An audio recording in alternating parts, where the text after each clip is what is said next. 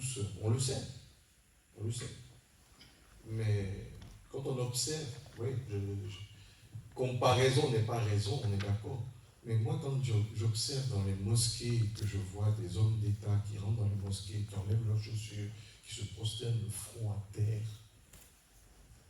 je me dis, les chrétiens, parfois, comment nous considérons notre Dieu? Est-ce que c'est parce que leur Dieu est un dictateur? Est-ce ça? Ou parce que le nôtre est un père gâteau? Est-ce que c'est ça? Je me pose des questions, mais sincèrement, je les pose à moi-même. À moi-même, quelle attitude j'ai lorsque je franchis ces lignes dans la présence de Dieu? Parce que tout ce qui ici est consacré à Dieu, tout lui appartient. Nos vies, évidemment, sont les plus importantes, mais c'est vrai, souvent on a prêché que c'est le salut qui sauve, c'est Christ qui sauve, et c'est la vérité, c'est Jésus qui sauve. Ce n'est pas venir à l'église qui sauve, c'est Jésus. Mais si tu viens à l'église, tu vas entendre Jésus, et tu vas rencontrer Jésus. Donc l'église est importante. Si tu viens à l'église, ta vie de prière, les objectifs du Christ vont être atteints dans ta vie. Et ça, c'est important. C'est pour ça que Dieu a préparé l'église, et il a voulu que l'église se prépare. Et l'église, pas en tant que... Parce qu'aujourd'hui, vous voyez, on est si sensible. C'est pas qu'avant, ils n'étaient pas sensibles. Peut-être parce qu'on a du confort. Et gloire à Dieu, parce qu'on a du confort. Amen. Gloire au Seigneur lorsqu'on a un peu de confort et de réconfort. Mais n'oublions pas, parce que c'est souvent lorsqu'on est dans le confort qu'on oublie le Seigneur et qu'on devient très négligent. C'est souvent le cas. Ici, c'était un endroit de prière. Ce pays a été un endroit de prière. Genève a été un endroit de prière intense, qui a impacté même le monde. Ce n'est pas par hasard. C'est parce qu'ils ont élevé leur Dieu et ils avaient besoin. Est-ce qu'aujourd'hui, j'ai encore besoin du Seigneur? Est-ce que... Non, ben, c'est vrai. Est-ce que vraiment mon âme soupire après lui? Est-ce que mon âme le recherche? Seigneur, je veux prier ce matin et remettre ce moment, que tu puisses parler à nos cœurs et que, Seigneur, tu puisses nous embarquer avec toi dans ta volonté et que toute gloire soit pour toi, Jésus. Merci, Père, je prie que tu croisses. Amen.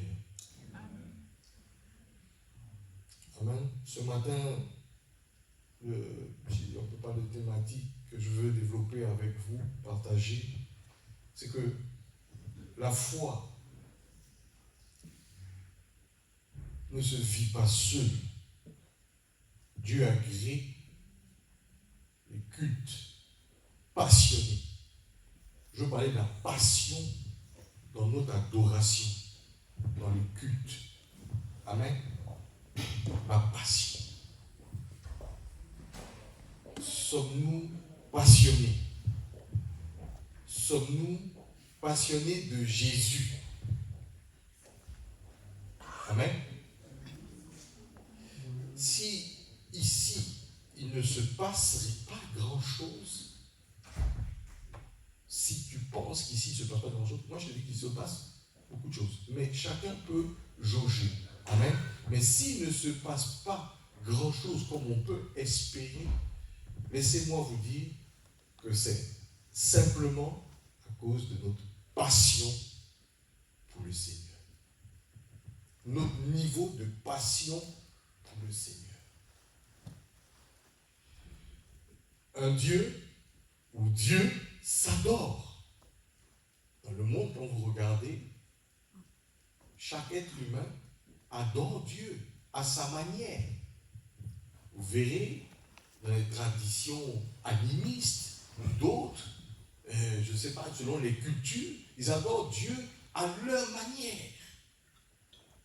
Mais nous savons que ce n'est pas le bon culte.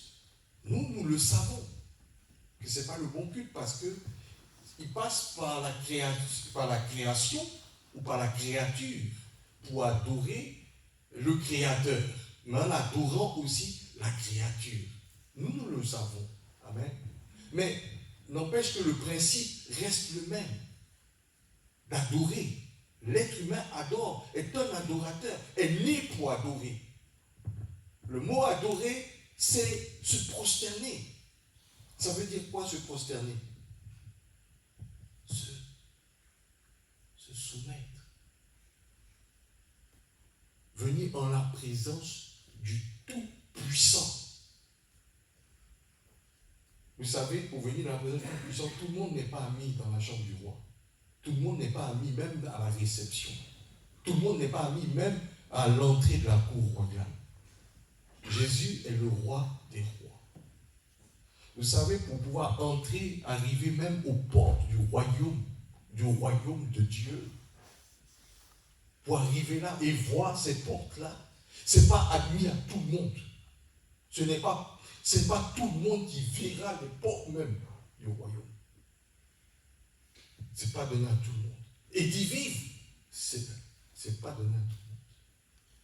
C'est à nous de réaliser. Si nous sommes passionnés, David m'a impressionné. Quand vous lisez la Bible, vous voyez plusieurs serviteurs. Nous en parlons de David et tout.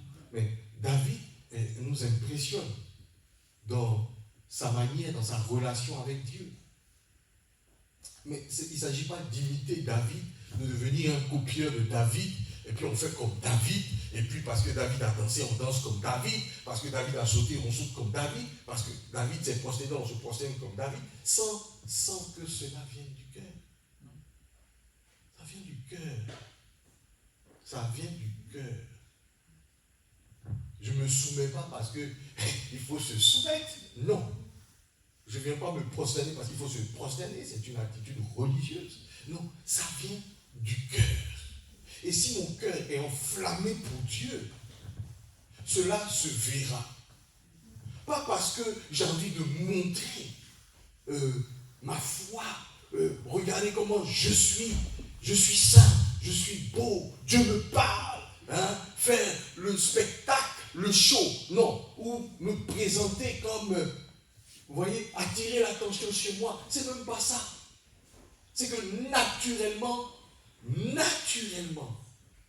ça se verra. Comme si vous portez un parfum sur vous, on le sent. Allô? Quand vous mettez un parfum, ça se sent. Ils sont bons. Je ne pense pas que tu achèterais un parfum qui pue. Mais chacun met un parfum. Quand vous le mettez, il sent. Et quand vous allez dans la présence de Dieu, vous ressentez avec la présence de Dieu. C'est aussi ça. L'onction, on dit souvent comme ça, se contamine. Si l'onction est sur vous, que vous touchez la chaise, l'onction reste sur la chaise. La femme qui a cassé le parfum, elle est partie avec le même parfum dans lequel Jésus. Voilà. Amen. Donc, vous voyez, la présence de Dieu, elle se communique.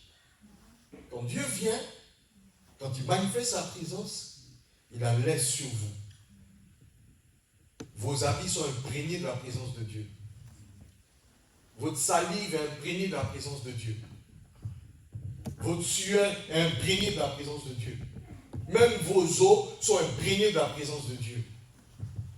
Et cela, c'est biblique. C'est biblique. Il y avait un homme de Dieu décédé depuis combien d'années, je ne sais. Quelqu'un a touché par hasard, je ne sais pas comment ça se fait que son cercueil ou quoi est remonté, ou ses ossements sont remontés de la terre, peut-être depuis des années.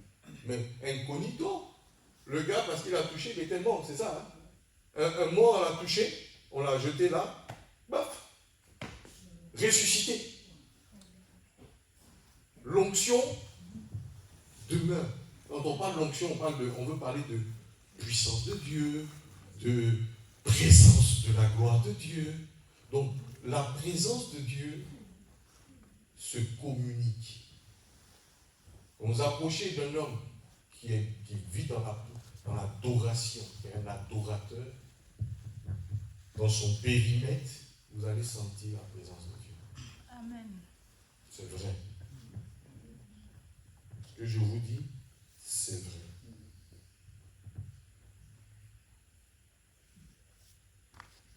C'est vrai. Si vous aimez la présence de Dieu, parce que la présence de Dieu, ce n'est pas pour s'enorgueillir. mais parce qu'elle est bonne. Hein? Elle est bonne, elle fait du bien. C'est vrai. Là où il y a la présence de Dieu, il y a une dose de liberté incroyable. Mais ce n'est pas la liberté selon nos principes humains. Hein? Est-ce que vous me suivez? La présence de Dieu, elle est bonne. Je dis comme ça en introduction de mon message parce que c'est un peu de ça que je veux parler finalement, hein, de notre passion. David était un passionné à l'intérieur. C'était d'abord dans son cœur. C'était d'abord aussi dans le secret, dans sa vie de tous les jours. Et David va nous dire que lorsqu'il doit venir à la maison de l'Éternel, c'est la chose qui lui fait le plus grand bien et plaisir. Aller dans la maison de Dieu. Pourtant, il adorait Dieu dans la nature. David était un adorateur de Dieu dans la nature. Il savait que Dieu était là. Mais aller dans la maison du Seigneur, qui est dédiée à l'adoration, c'est encore une autre dimension pour David. Mais il est conscient de ça parce que dans son intimité, il a une relation avec Dieu. Parce qu'il a l'habitude de se procéder dans sa chambre. Alors, il comprend la chose de Dieu. Oui, la Bible, vous pouvez la comprendre intellectuellement. Mais spirituellement, zéro. Zéro. Tu peux la lire, la mémoriser, tout ça, connaître par cœur, réciter la Bible ici par cœur. Mais spirituellement, zéro. Spirituellement, c'est la relation.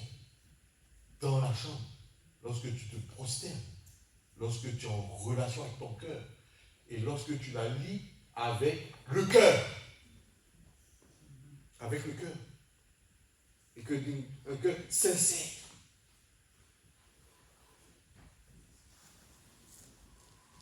Et là, tout prend vie. Tout. Amen. Si vous voulez vraiment que Genève soit sauvée, que des âmes soient sauvées, que des personnes récalcitrantes, c'est-à-dire qui combattent l'Église, qui combattent même la foi des chrétiens, qui nous ont verrouillés dans ce pays, qui ne veulent même pas entendre des lois dans la rue, etc. Si vous voulez que ces personnes-là donnent leur vie à Christ, si nous le voulons, partager ne peut être égoïste, parce que nous avons la grâce d'avoir reçu Jésus. Mais cela dépend de notre passion. De notre passion pour le Seigneur. C'est quand même celui qui vous a créé. Le Seigneur est quand même celui qui vous a créé et qui nous a créés. Il est quand même celui qui nous a rachetés. Par son sang, hein, par sa vie. Il est quand même celui qui nous offre une éternité incroyable.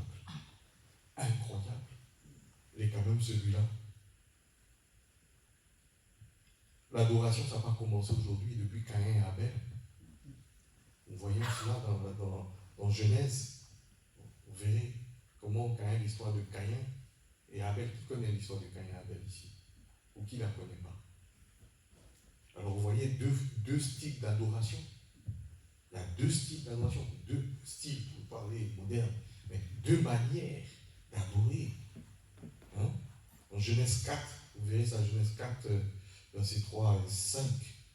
L'Éternel porta un regard favorable sur Abel et sur son offrande. Mais il porta un regard non favorable sur Caïn, sur l'offrande de Caïn. C'est pas Caïn qui était défavorable, c'est son offrande, vous voyez. Mais son offrande venait de son cœur. Vous comprenez?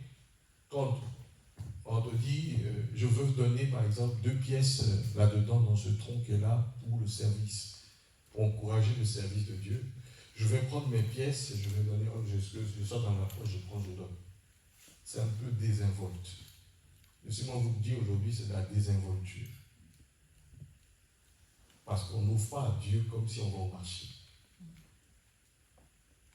Jamais. C'est pour ça que Jésus s'est arrêté là, devant ce tronc-là, et il regardait qui donnait. Jésus observe tout ça. Vous le savez? Est-ce que vous le savez que Jésus observe tout ça? C'est biblique ou c'est pas biblique? Il observe ce que tu donnes. Ce que tu donnes, mais ce que tu lui apportes. Ici, c'est son affaire. L'Église, elle est à Jésus-Christ. C'est pas l'affaire de... C'est son affaire. Quelle offrande t'apportes? Comment tu l'apportes? C'est surtout le cœur qui regarde. Cette dame avec une petite pièce. Et il a déclaré, cette femme-là a touché son cœur avec sa petite pièce. Donc Jésus, ça l'intéresse ce qu'on met dans le tronc. C'est pas le marché. Des 2-3 pièces là. Ah, j'ai oublié, Seigneur. Aujourd'hui, bah oui, c'est quand même dans ta maison, je ne dois pas venir main vide, comme dit ta parole. Ces versets, on les oublie souvent. Allô? Allô? Dès qu'on parle d'argent, les cœurs le cerveau dit, attends, on parle de quoi? Il faut bien écouter là. Alléluia. Non, nous on n'est pas comme ça. Nous on est des adorateurs. Alléluia. On donne selon son. On donne selon son. Et c'est selon son cœur que tu offres à l'adoration. Donc donner, c'est un acte d'adoration. Soutenir l'œuvre de Dieu, c'est un acte d'adoration. Adorer le Seigneur. Venir dans la maison de Dieu, c'est un acte d'adoration. Me lever le matin à 6 heures, préparer les enfants pour être là à temps pour pouvoir adorer mon Dieu, c'est un acte d'adoration. Et Jésus regarde tout ça. Vous voulez voir? Qui c'est que Jésus regarde tout ça? Prenons Apocalypse au chapitre 1. Vous avez déjà lu l'Apocalypse? Apocalypse chapitre 1 au verset 12.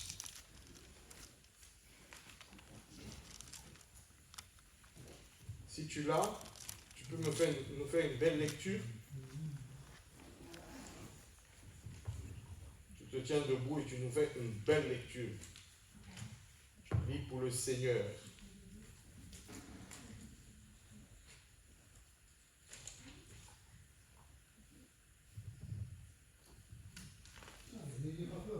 N'ayez pas peur.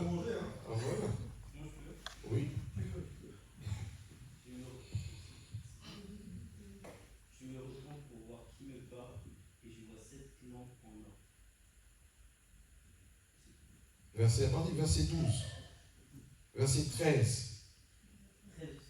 Oui. Jusqu'au 20.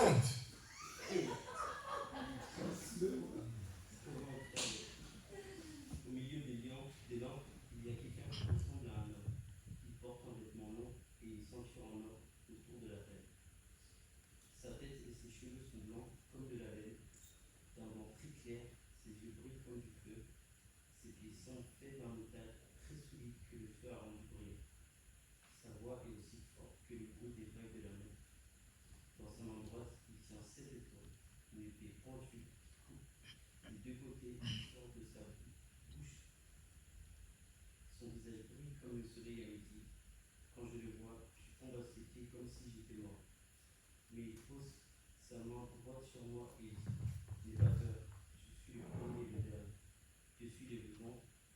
J'étais mort, mais maintenant je suis vivant pour toujours, et j'ai le pouvoir sur la mort et sur le monde des morts. Écris donc ce que tu as vu, ce qui s'est passé maintenant, ce qui doit arriver ensuite. Voici le sens caché des 7 étoiles que tu vois de ma main droite et les 7 lampes en or. Les 7 étoiles sont les anges des 7 églises et les 7 lampes sont les 7 églises. Alléluia. Je vis 7 chandeliers d'or, au milieu de 7 chandeliers d'or, quelqu'un qui ressemblait à un fils d'homme. Jésus marche au milieu de l'église.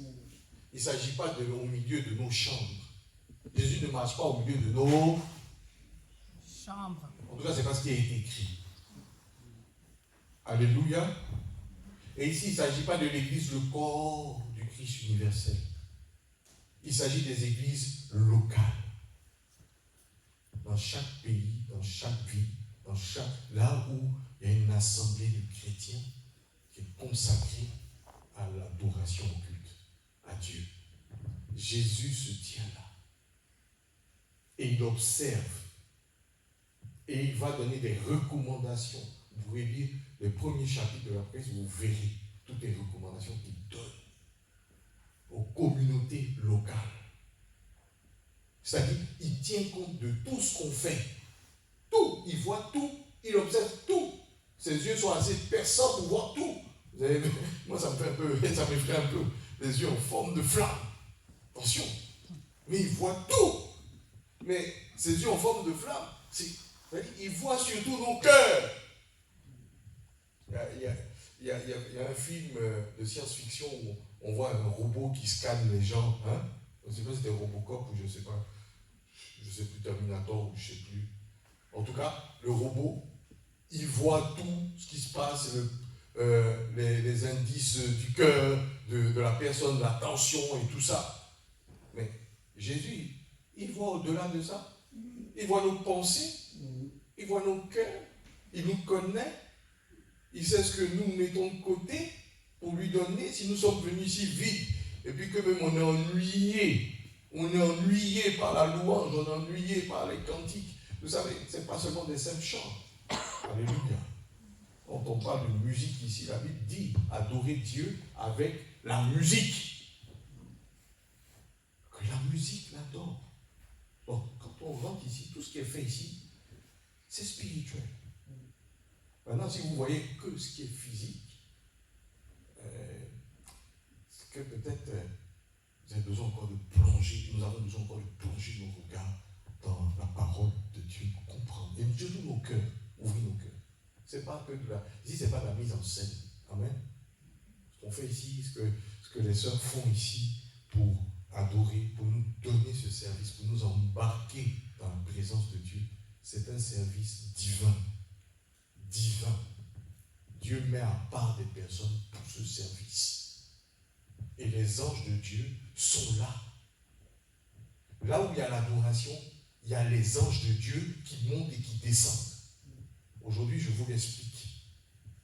Quand tu viens te prosterner devant Dieu, les anges de Dieu montent et descendent. Ils prennent tes soupirs, tes prières, ton adoration. Ils prennent ton culte et ils l'offrent au Seigneur. Oui. Et on ne vient pas se prosterner devant Dieu avec un cœur serré. Ou avec un cœur qui ne pardonne pas. Ou avec un cœur lourd. Non, il faut décharger d'abord. Décharge-toi. Si tu veux prosterner-toi, mais décharge-le pour être libre. Dépêche-toi de le décharger. Amen.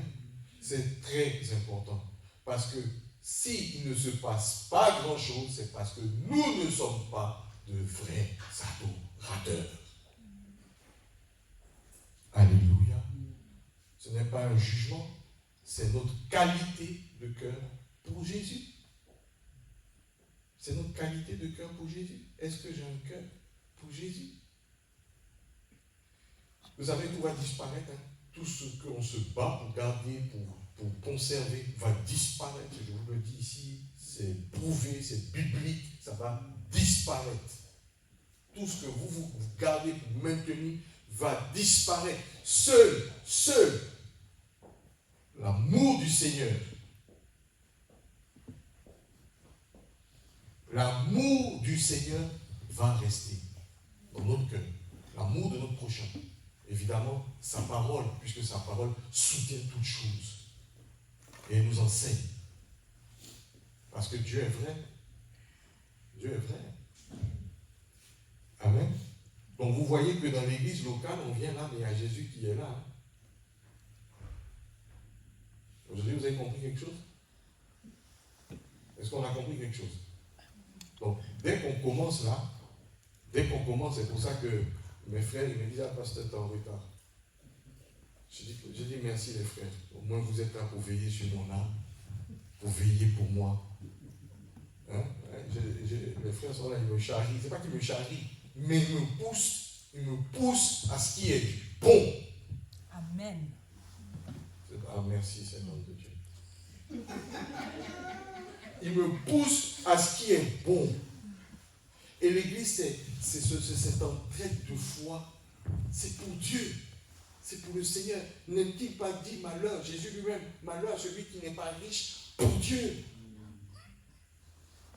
Mais cette richesse, ce n'est pas seulement le matériel. Ce n'est pas seulement le matériel. C'est ce cœur qui souffre. Là, le culte, c'est une offrande. Alors ce matin, qu'est-ce qu'on est venu faire ici? On est venu offrir à Dieu. Quand on s'est préparé, on est venu offrir à Dieu. On espère que Dieu va recevoir notre offrande. Parce qu'il peut ne pas la recevoir. Si tu donnes quelque chose à quelqu'un, est-ce qu'il est obligé de prendre? Est-ce qu'il est obligé de la prendre? Non. Il n'est pas obligé de prendre.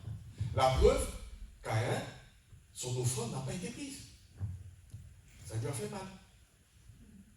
Ça lui a fait tellement mal qu'il a regardé son frère. Et il a commencé à haïr son frère. Vous comprenez ça? Parce qu'il a eu tellement mal. Oui, mais ça fait très mal, la jalousie. Mais la jalousie, quelque part, il y a de l'orgueil. Ça vient de l'orgueil. C'est un danger à l'adoration. Et pour nos vies, l'orgueil, en vérité, l'orgueil, ne croyez pas que c'est bon. Hein. C'est très dangereux pour notre propre vie. C'est mauvais. Parce que quelqu'un qui est orgueilleux va être jaloux. Et quand il va être jaloux, il va commettre des meurtres. Dans son cœur, déjà, il va commencer à tuer. Oui, dans son cœur, il va fermer les gens, il va commencer à être mauvais. Et son corps va prendre des coups en santé. Même s'il ne voit pas ça tout de suite, il va payer le prix devant. L'orgueil, c'est mauvais. Amen. Amen. Et justement, c'est ça qui a empêché Caïn de se ressaisir. Et Dieu lui a dit, Caïn, écoute, le mal est à ta porte. Attention. Attention. Alors, Dieu a refusé son offrande, mais il n'a pas rejeté Caïn. Il lui dit, Caïn, tu peux faire mieux. Nous pouvons donner tout notre cœur. Dieu veut que ça vienne du cœur. Souvent, c'est vrai qu'on force nos enfants à venir au culte. C'est pédagogique. On les oblige à venir. On les force, on les aide un peu, on va dire. C'est mieux, non? Oui, c'est mieux. Voilà, c'est mieux. On les aide un peu. Hein? On les motive. On les motive parce qu'on sait que c'est bon. Hein? C'est pas vrai? On sait qu'au final, c'est eux qui vont gagner. Voilà. Le but, c'est ça. C'est qu'on sait qu'ils vont gagner. Et on les aide.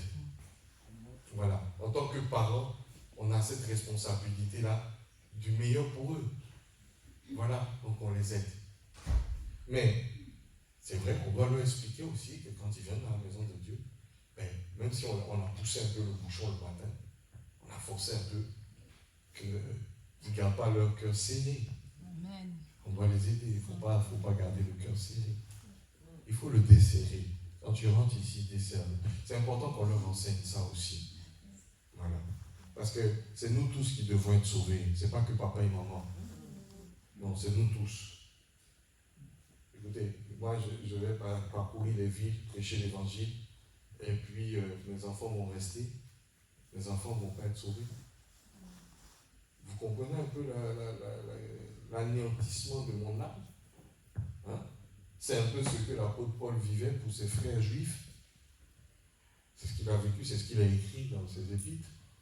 Il était anéanti dans son cœur. Parce que ses frères, pour ceux qui n'ont pas accepté, parce que les autres ont accepté, mais pour ceux qui ont combattu, qui ont combattu la foi chrétienne, ceux-là qui les ont combattus et qui ont rejeté le Christ, ils pleuraient pour ça. Il va aller prêcher aux nations, mais ses propres frères ne l'ont pas reçu. Oui, ça brise. Et ça peut nous briser. Cette séparation éternelle peut être très dangereuse. Amen. Est-ce que ça va? On comprend quelque chose ce matin? Alors, ma passion pour Christ, ce n'est pas forcément mon exaltation, c'est pas forcément ça. Ma passion pour Christ, c'est de faire tout avec mon cœur et ma détermination de mon cœur, de lui offrir le meilleur. C'est tout. Ce n'est que ça. ce n'est que ça. Et Jésus le voit. Et souvent, qu'est-ce qui nous empêche de le faire? Souvent, nous regardons aux autres. Mais encore là, c'est l'orgueil. Parce que quand on regarde aux autres, ah oui, mais lui, il prie comme, je ne sais pas, comme David. Mais moi, je ne sais même pas dire, ah, je ne comprends rien à la parole de Dieu encore. C'est compliqué. Alors, vous voyez, je n'ai rien à offrir au Seigneur. Et quand je regarde ça, je suis intimidé, et puis après ça devient lourd, et puis l'adversaire, évidemment, qui ne veut même pas que tu t'en sortes, va t'aider. Il va t'aider à ne pas prier, à ne pas venir au culte. Voilà. Quand tu vas voir un frère ou une soeur ici, tu vas commencer à prier avec des mots, tu dis, mais c'est les au paradis. Ou celui-là, là, il est déjà entré dans le cœur de Dieu. C'est triste d'avoir mais c'est encore l'orgueil. C'est vrai que c'est une maladie qui nous touche tous, l'orgueil. Et ça ne nous aide pas. Mais nous devons le dire, parce que c'est un frein à l'adoration. C'est un frein à la passion pour Jésus. Et on se fait happer là. Hein? C'est vrai. Combien le diable connaît les stratégies pour nous faire chuter, nous faire tomber, nous rendre jaloux. Ça, c'est ses stratégies. Le diable, il est méchant. Hein? Oui, je regarde, on me dit, les enfants me disent, tu regardes les dramas asiatiques, là, des films de rois de l'époque, c'est sanglant, c'est une horreur. Mais, pourquoi tu regardes ça? Parce que dedans, j'apprends la politique.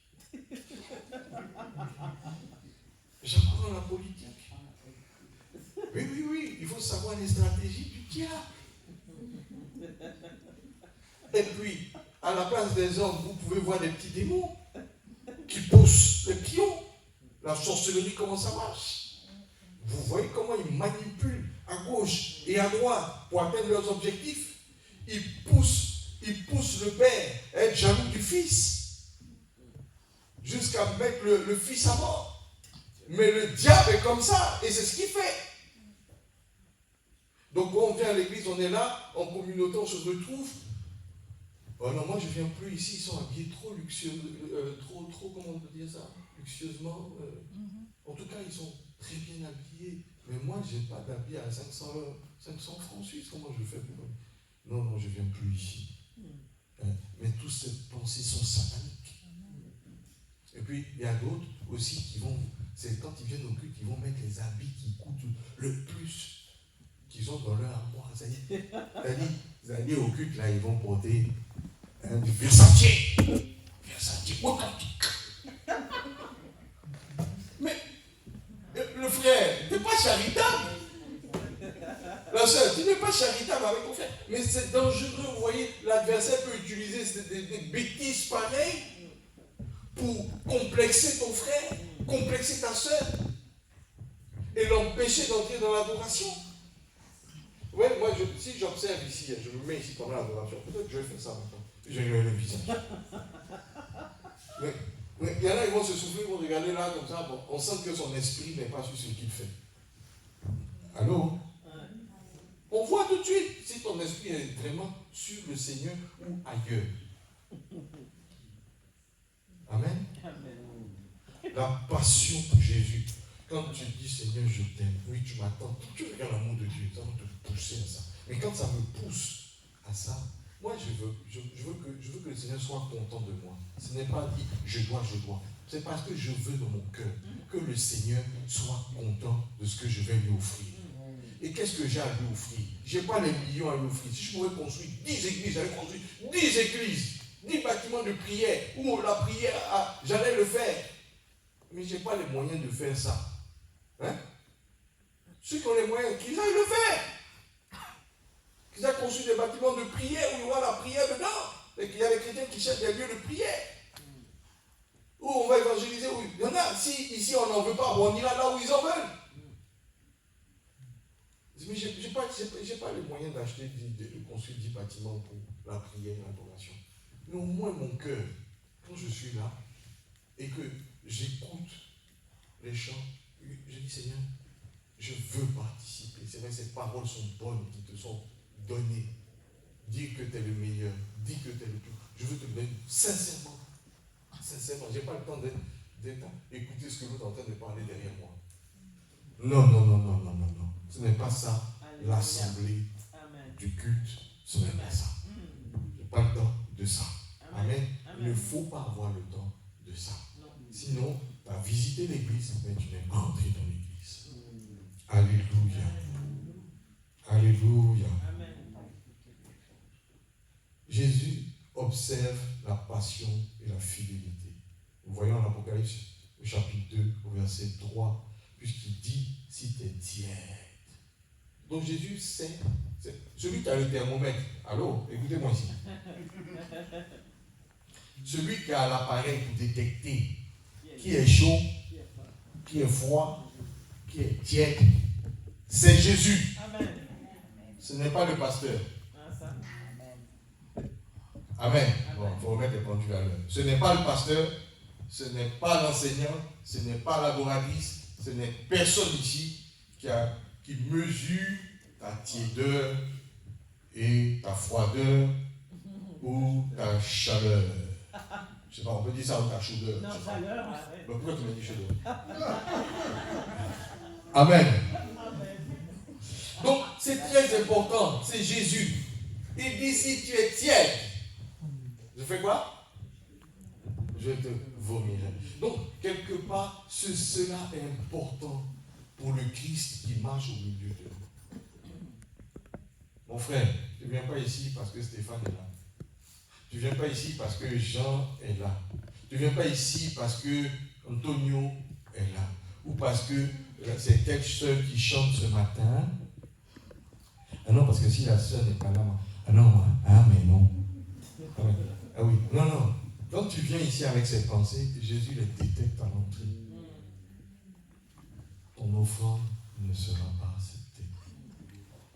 Parce qu'elle n'est pas pour lui. Le cœur, au fond de ton cœur ne sera pas accepté.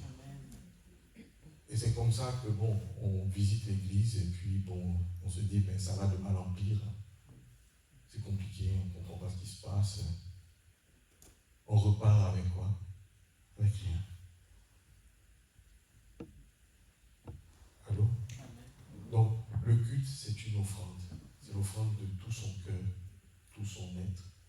Et si je veux donner encore quelque chose à Dieu, ce n'est pas le reste. Allô? Vous croyez que Dieu ne sait pas ce que ça veut dire le reste? Hein? Puisque dans la Bible, on parle des prémices. Donc Dieu sait ce qui est prémisse et ce qui est reste. Hein? Le reste. Ahí, j'ai fait toutes mes coiffures, toutes mes manicures.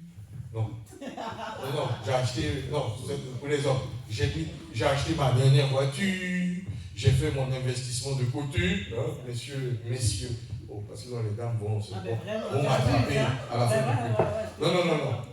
Voilà. Et puis, j'ai fait mes voyages, et puis tout ça, et puis bon, ce qui reste, on pense, peut-être je peux faire quand même un acte de charité à l'église. Hein?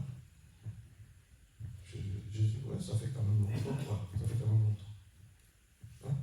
Je vais essayer de me rattraper un peu avant la fin de l'année. Mais, vous voyez, Jésus sait ce que c'est les prémices et sait ce que c'est les restes. Ne pensons pas que Jésus est un ignare. Quand vous lisez la Bible, on parle des prémices. Il sait si vous le placez en premier, si vous vous offrez en premier à Jésus, si vous lui donnez en premier, si vous dites bonjour à Jésus en premier, si vous lui dites bonne nuit en premier. Voilà. En tout cas, dans l'intimité, il sait qui est premier dans ton cœur et dans mon cœur. Jésus, ce n'est pas un gawa. Vous comprenez ça? Non, vous ne comprenez pas. Alors, vous ne comprenez pas. C'est un argot. J'ai parlé de l'argot. Ça veut dire, c'est pas un... Ouais. C'est pas un ignare. D'accord? Jésus n'est pas un ignare. Amen. Amen, amen. Et puis, venir au culte aussi, c'est aussi dire à Dieu que, oui, c'est un acte d'humilité. Parce que j'ai la foi, je suis chez moi au salon, d'accord, je fais mon culte personnel et tout ça. Mais c'est aussi dire que tu comprends ce que c'est le corps du Christ. Tu comprends ce que c'est le corps du Christ. Est-ce que le nez peut dire qu'il n'a pas besoin de l'oreille? Est-ce que l'œil peut dire qu'il n'a pas besoin du pied? Et quand tu témoignes de ta compréhension, Jésus dit oui, ça c'est ma fille, elle a bien compris. C'est vrai. Je ne peux pas dire que je n'ai pas besoin. Moi, de tout, je suis chrétien, hein, ça me suffit. C'est faux. Non. Tu as besoin. Et je vais vous raconter une petite histoire dessus. Ici, juste à côté, là, il y avait une communauté. Il y avait le pasteur, enfin le leader de l'église, je crois que c'était un apôtre, et il y avait son second qui était un pasteur, et puis un autre qui était une prophétesse, ou je ne sais pas. En tout cas, il avait son staff, son staff. Il y avait les leaders de l'église, les ministres du Seigneur. D'accord? Et qu'est-ce que le Seigneur fait? Je vous dis, hein, Jésus, il est sage. Pour vous, je vous raconte ça, que ça nous donne un peu de jugeote. La jalousie a commencé entre le premier et le deuxième. Mais c'est le diable, hein, je vous dis. Il a dit, t'as vu un peu? Il a prophétisé. Et tous les cultes, lui, il prophétise. À chaque culte, il prophétise. Il a les messages du Seigneur. Et puis, tout le monde vient trouver le second. Et Jésus n'a pas dit quelque chose pour moi. L'apôtre, il regarde tout ça. Comment ça fait un peu le jaloux.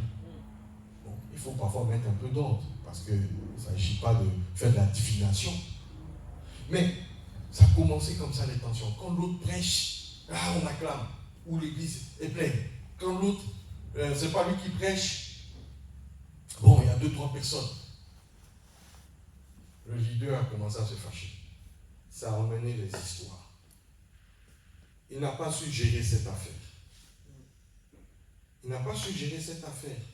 Vous voyez, l'orgueil est monté et il a mal réagi. Et qu'est-ce qui s'est passé? Il a cru qu'il pouvait avancer seul. Or, le Seigneur avait placé ce second-là à ses côtés pour bâtir l'église, pour avancer. Je suis apôtre, j'ai l'onction d'évangéliste, d'enseignement, de louange, de tout. Hein. J'ai toutes les onctions en moi. Tout en un, quoi. Je croyais qu'il pouvait avancer seul. Donc il a éjecté le gars. Allez, il s'est débarrassé du gars. Et puis, finalement, il ne s'est pas retrouvé. Je vous dis qu'il ne s'est pas retrouvé. Le gars, c'est son frère, parce qu'on est en Christ. Il s'est débarrassé du frère et il ne s'est pas retrouvé. Le Seigneur est plus sage que nous.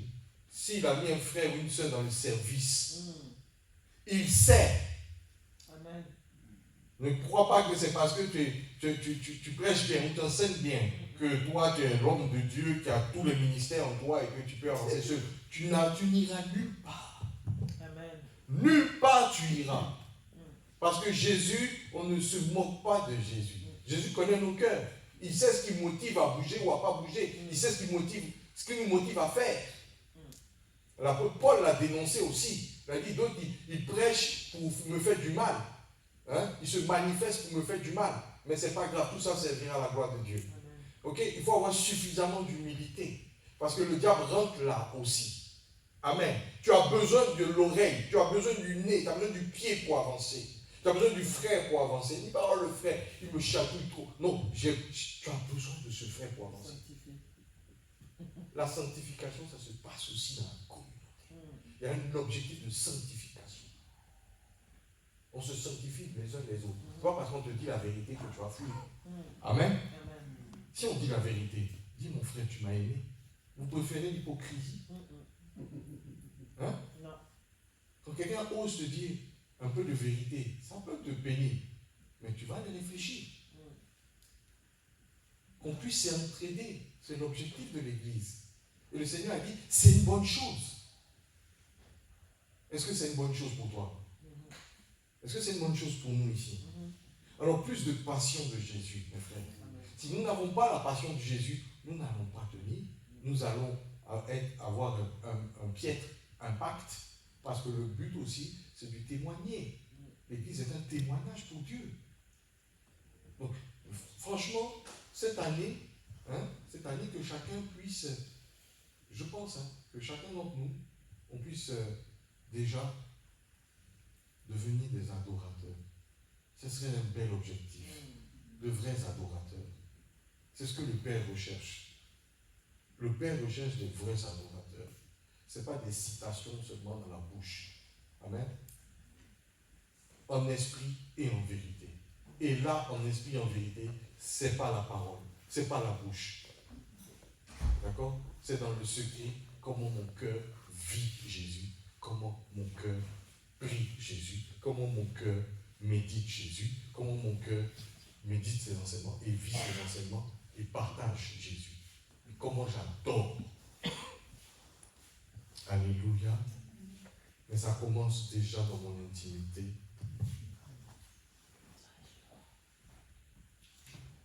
La foi ne pourra jamais se vivre seule.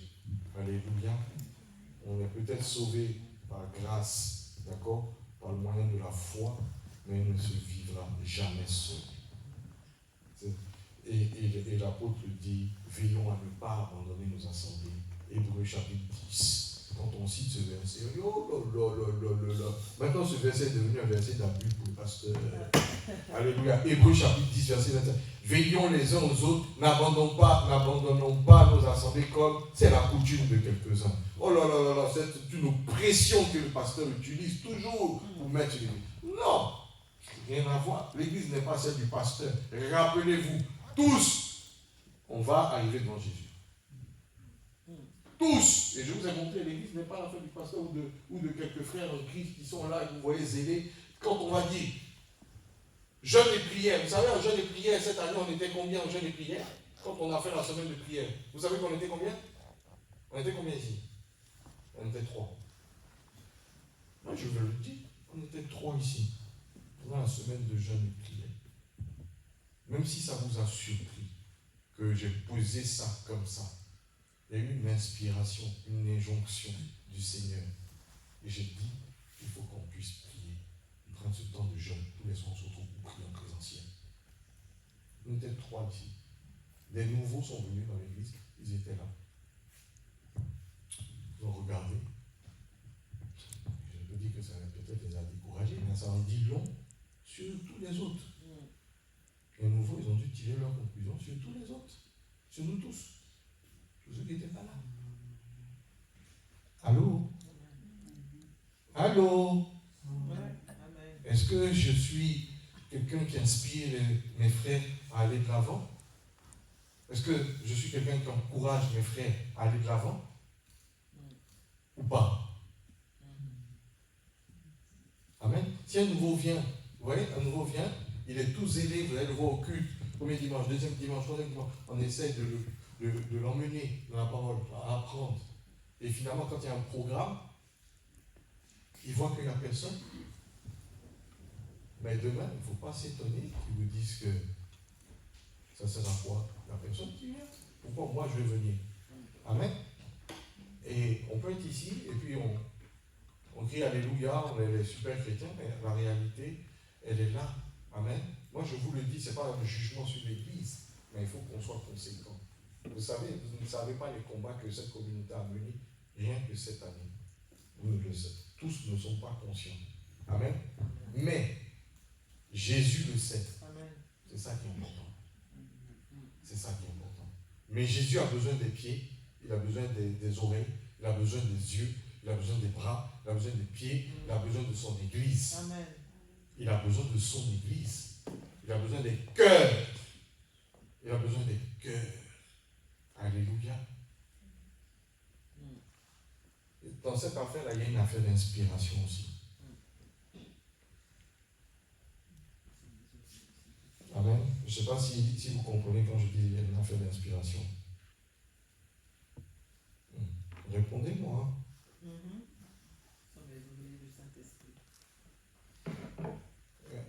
Est-ce que vous comprenez ce que j'ai dit? Quand j'ai dit qu'il y a une affaire d'inspiration, est-ce que vous comprenez ce que je veux dire? Est-ce qu'on se comprend? Ça veut dire que ma vie chez moi à la maison, moi Yannick qui est là, peut recevoir une inspiration pour les familles de l'Église. Pour ma vie, ma propre famille, les familles de l'Église. Parce qu'on est un corps. Parce que ce qu'on partage ici, Jésus au milieu de nous. La pastorale Géo, que tu disais, elle peut recevoir quelque chose, une inspiration. Parce qu'on est un corps pour la communauté. Notre frère Antonio, pareil, ma soeur Maria peut recevoir une inspiration. Parce que Jésus est au milieu de nous. Peu importe le canal qu'il utilise. Mais est-ce que si Jésus nous donne une injonction, est-ce qu'on suivra? Est-ce qu'on suivra? On va demander, c'est qui a reçu d'abord? C'est qui? Ah, c'est le nouveau là. Mais que pasteur, tu lui fais trop d'honneur. Allô? Jésus au milieu de nous. Alors, vraiment, veillons à offrir et que notre offrande soit acceptée par Jésus. Moi, c'est ma prière que chacun de nous, Dieu agrée l'offrande de chacun cette année. Nous pouvons prier.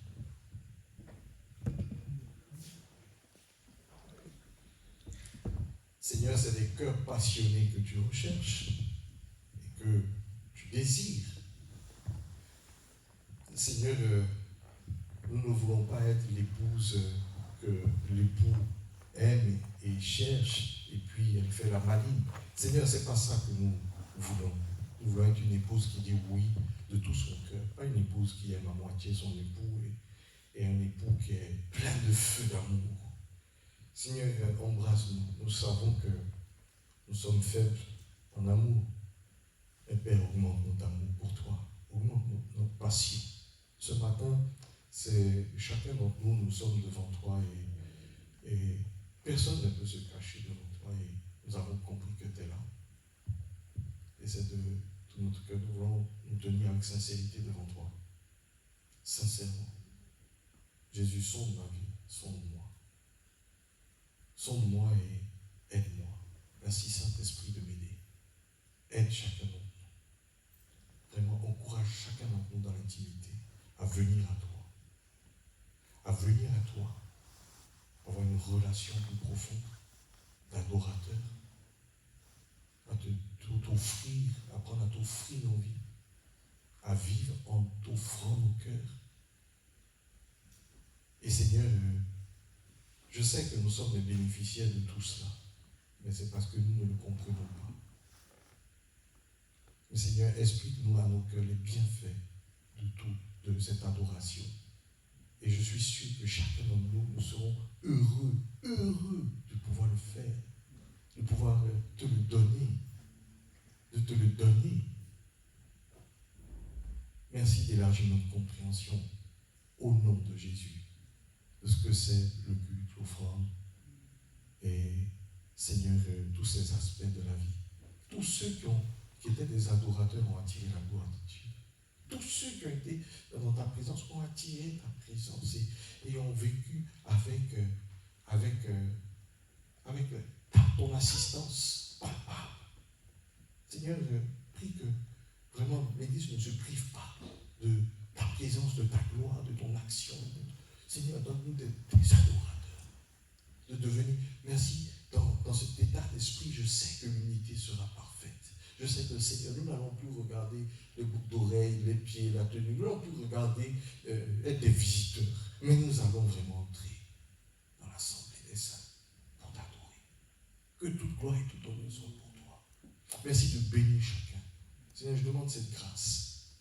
J'aimerais que 2-3 voix puissent s'élever pour réclamer cette grâce au Seigneur. La Bible dit demandez si vous avez besoin. Alors demandons au Seigneur. 2-3 voix puissent